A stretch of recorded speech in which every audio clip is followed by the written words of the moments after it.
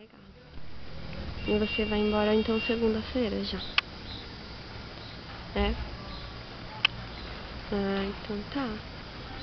E... Tá, aí acho que eu vou lá na Páscoa então.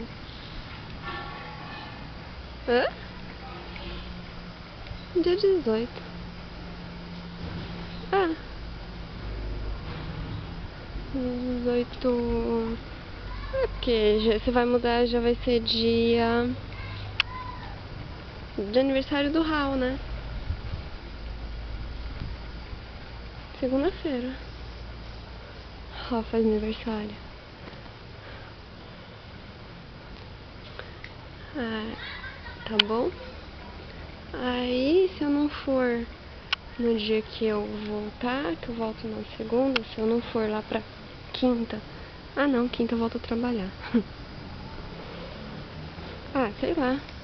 É, quinta-feira eu volto. Uhum. Ah, então tá.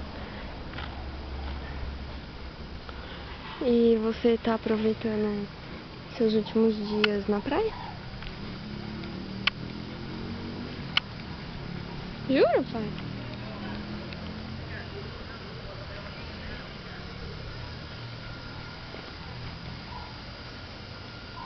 Ah, é? Também é ruim.